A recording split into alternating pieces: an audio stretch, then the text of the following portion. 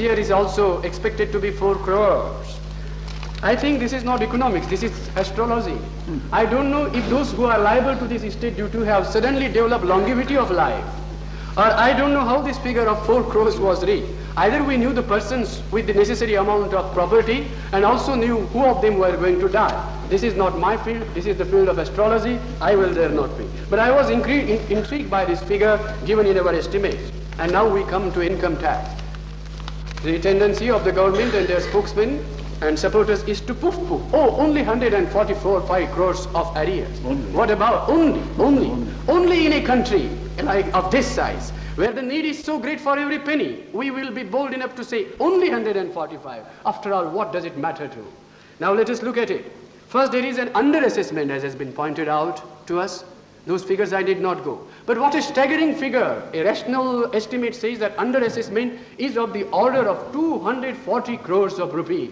When Kaldor gave this figure that on an average India is missing tax collection from income tax sources of the order of 150 to 300, we brushed it aside as the figment of the professorial imagination. Today our own committees are telling the same truth, and even the finance minister is being obliged to accept this. This is our tax collection effort. Now what do we do if somebody gives us the money, Mr. Speaker? The International Development Authority gave India a credit of 28 crores of rupees for building roads.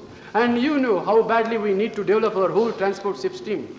This loan is the most beneficial on the easiest term. They give us dollars which we can convert into rupees and use them. This is the most beneficial loan that has been made. And what happens? Out of a loan of 28 crores, so far we have used only 2.5 crores of rupees. The World Bank gave 10 crores of rupees for developing the second loan for the port of Calcutta. We have used 50 lakhs of rupees, half a crore of rupees. And what about the credits that the Soviet Union has made available? Out of the drug project, 9 crores 52 lakh, so far this country has used 1.5 crore. Out of total credits from the Soviet Union, stipulated, obligated credits 330 crores of rupees, we have used 60 crores, less than 20%. What a performance.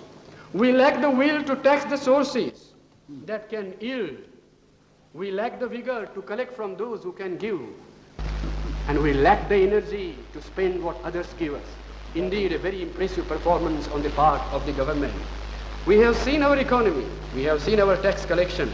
I shall now briefly turn, now that I am here about this tax thing, to one or two tax proposals of it. Having failed to collect vigorously, having failed to tax imaginatively, they turn now to such pitiable, miserable resources like kerosene tax. Everybody has said.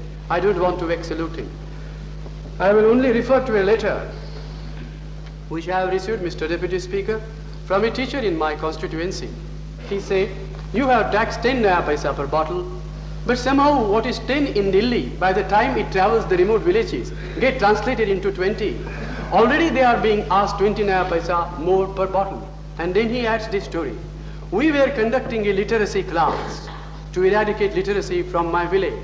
We used to, our only source of light is a lantern. And now we may not be able, because the fishermen who live in my village used to contribute a few pennies, and that lantern we may not have, and therefore the class may have to be closed down.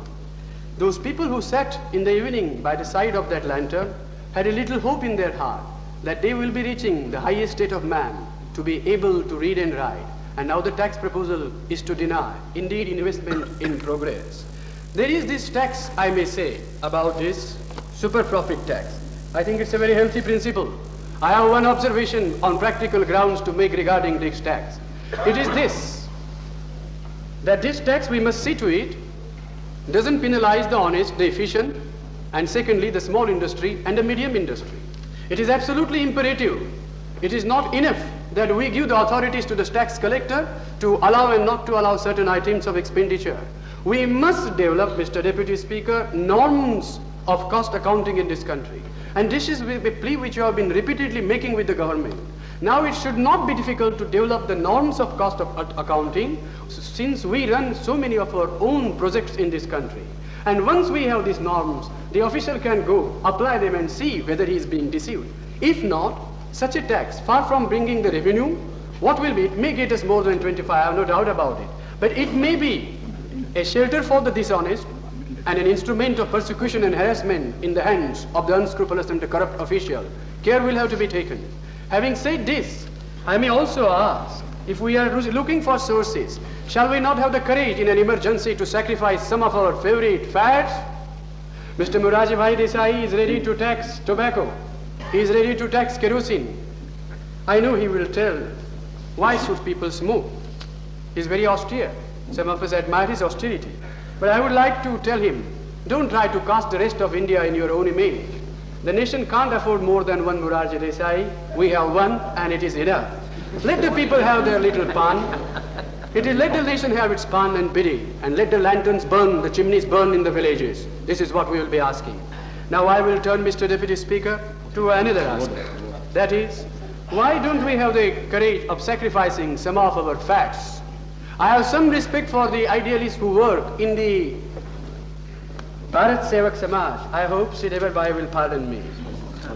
I have also regard for other Samajas like Go and what we do for Khadi. I am a habitual user and I love it. But we can't go on providing crutches like that what doesn't stand the test of the requirements of the people. Right. And these crutches will have to be taken. And finally, must we go on in the face of all the proof that is available, even to refusing to have a second look at prohibition? It needs only courage and honesty. We made an experiment and we should be proud that we did make it. The Constitution was quite right in giving the directive, that also we did. But we have made an experiment for so many years. I come from a state which has the benefit of having this prohibition. And I know how much that state and its administration and people have suffered from this kind of imposed this prohibition. Let us have the courage, the honesty to say that we made an experiment. We shall see if it is succeeding or not. They are shirking this and then looking aside. I will now come to the administration, Mr. Deputy Speaker, before I will be winding up. I will be taking a few minutes, Mr. Speaker.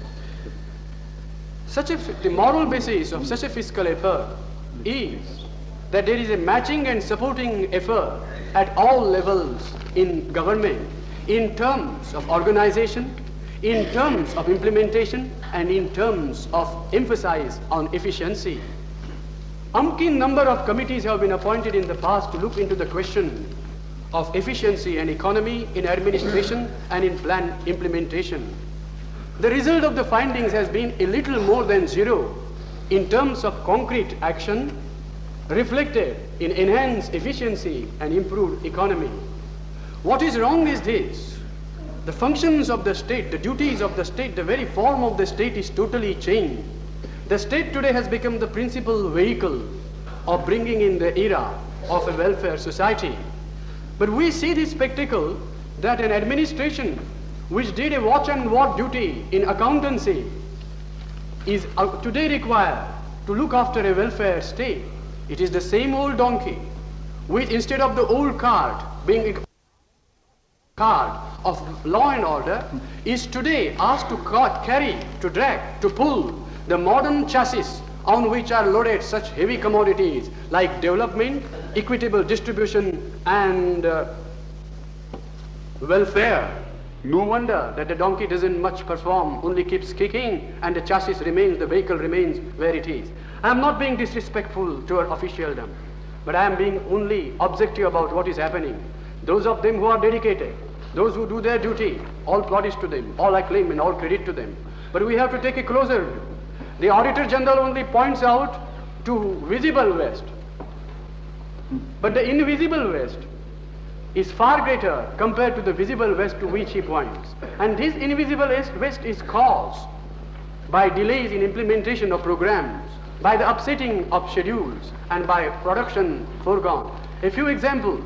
We knew, and I think Shri Murarka will not now contradict me, because we pointed out to the House once that every day's delay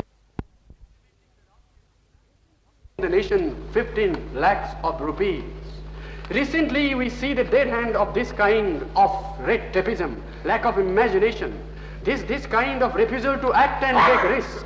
During the emergency itself, a certain ordnance depot badly needed a machinery, which was ordered and brought, but it could not be cleared because some official was asking this question: who gave you the authority to indent deed? How did you exceed your authority? And therefore, for 6 long weeks, This machinery was lying idle in Delhi when the enemy was knocking with his bayonet at the door of our frontiers.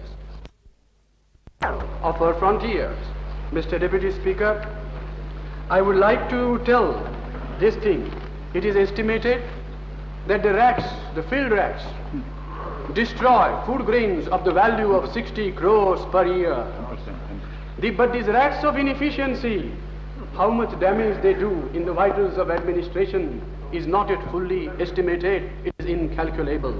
We have to take a close look. Now there is this talk about austerity. Everybody is talking about austerity.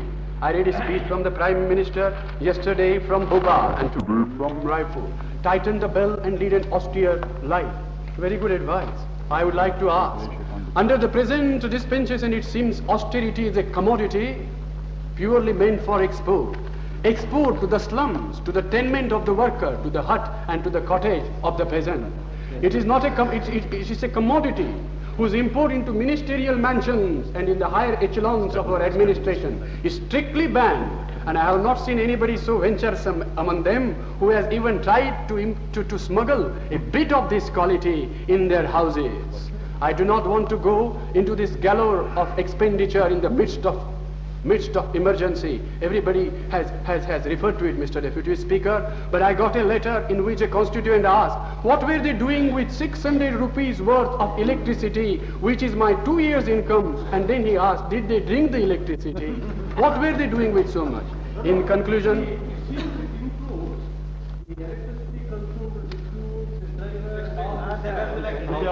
Mr. Speaker, in conclusion,